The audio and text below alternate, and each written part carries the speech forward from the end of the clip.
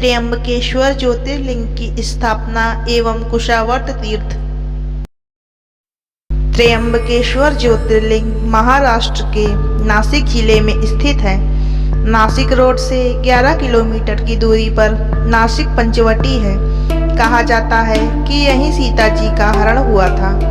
पंचवटी से 30 किलोमीटर की दूरी पर त्र्यंबकेश्वर महादेव का पावन स्थान है, जो कि 12 ज्योतिर्लिंगों में से एक है। इस ज्योतिर्लिंग की काफी मान्यता है और भोलेनाथ के भक्त यहाँ पर दूर दूर से दर्शन के लिए आते हैं। इस मंदिर के संबंध में मान्यता है कि यहाँ स्थित शिवलिंग स्वयं प्रकट हुआ था, यानी इसे किसी ने स्थापित नहीं किया था।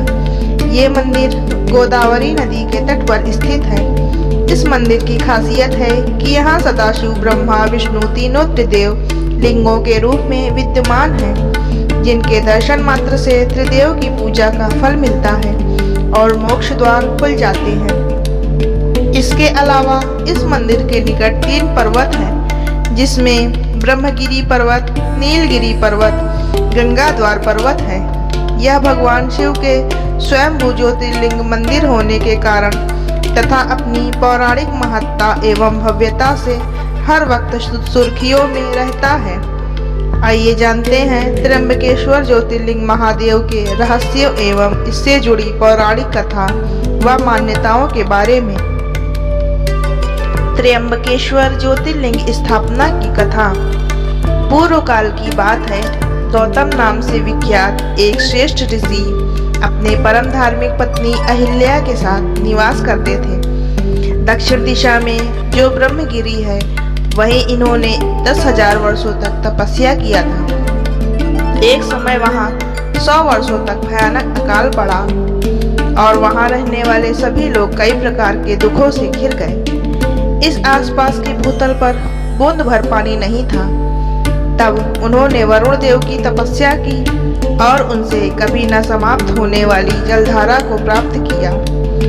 उस जलधारा से दूसरों का उपकार करके महर्षि गौतम को भी बड़ा सुख मिलने लगा। मुनि ने उस स्थान पर लोगों को खेती करने के लिए कहा और खुद भी खेती करने लगे। इसके पश्चात वहां पर सभी फसलों के उत्पादन होने लगे। इस कारण क्षेत्र में कई ऐसे ऋषि थे जो गौतम ऋषि से ईर्ष्या करते थे और उन्हें नीचा दिखाने की कोशिश करते रहते थे। एक बार सभी ऋषियों ने गौतम ऋषि पर गौ हत्या का आरोप लगा दिया। सभी ने कहा कि इस हत्या के पाप के प्रायश्चित में देवी गंगा को यहाँ लेकर आना होगा। तब गौतम ऋषि ने शिवलिंग की स्थापना करके पूजा शुरू कर दी। ऋषि की भक्ति से प्रसन्न होकर शिव जी और माता पार्वती वहां प्रकट हुई। भगवान ने वरदान मांगने को कहा। तब ऋषि गौतम ने शिव जी से देवी गंगा को इस स्थान पर भेजने का वरदान मांगा।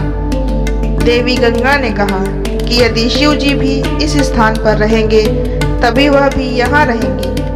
गंगा के ऐसा कहने पर शिव जी वहाँ त्र्यंबकेश्वर ज्योतिर्लिंग के रूप में वास करने को तैयार हो गए और गंगा नदी गौतमी के रूप में वहाँ बहने लगी। गौतमी नदी का एक नाम गोदावरी भी है।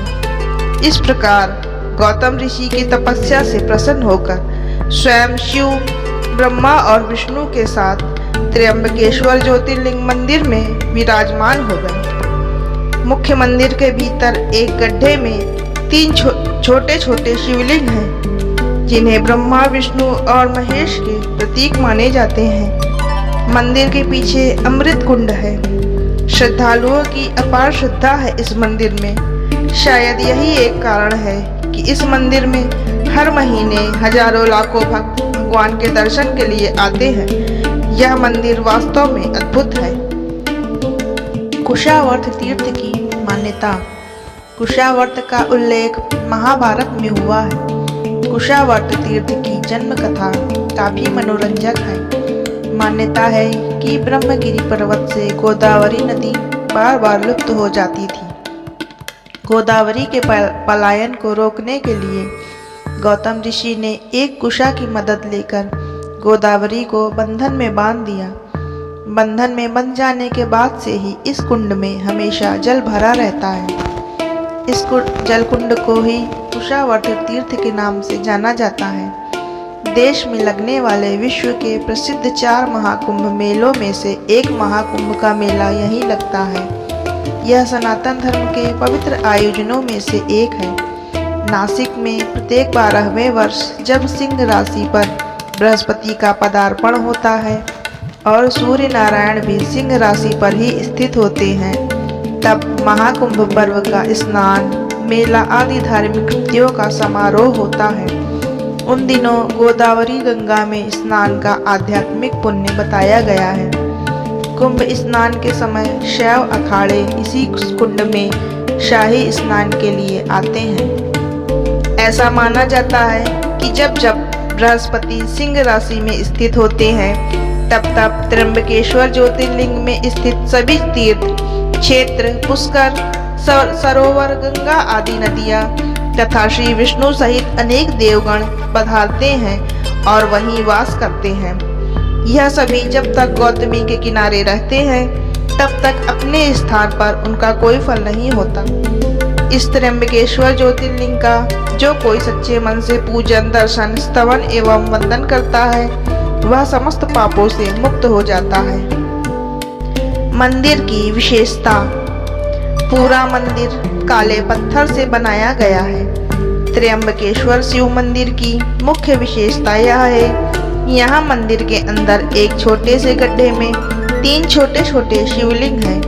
ये 3 शिवलिंग ब्रह्मा, विष्णु और शिव के नाम से जाने जाते हैं, इसलिए इनका नाम त्र्यंबकेश्वर पड़ा। वे एक रत्न जड़ित मुकुट से ढके हुए हैं, जिनके बारे में माना जाता है कि यह पांडवों के युग का है। त्र्यंबकेश्वर मंदिर बहुत ही प्राचीन है। त्र्यंबकेश्वर मंदिर के पास 3 पर्वत स्थित हैं, जिन्हें ब्रह्मगिरी, नीलगिरी और गंगाद्वार के नाम से जाना जाता है। ब्रह्मगिरी को शिव स्वरूप माना जाता है। नीलगिरी पर्वत पर नीलांबिका देवी और दत्तात्रेय गुरु का मंदिर है। गंगाद्वार पर्वत पर देवी गोदावरी या गंगा का मंदिर है। मूर्ति के चरणों से बूंद बूंद करके जल टपकता रहता है, जो कि पास के एक कुंड में जमा होता है, जिसे गोदावरी का स्रोत माना जाता है। इस भव्य मंदिर के निर्माण को लेकर कहा जाता है कि इसका निर्माण तीसरे पेशवा बाजीराव ने लगभग 1740 से 1760 के आसपास एक पुराने मंदिर के स्थान पर कराया था।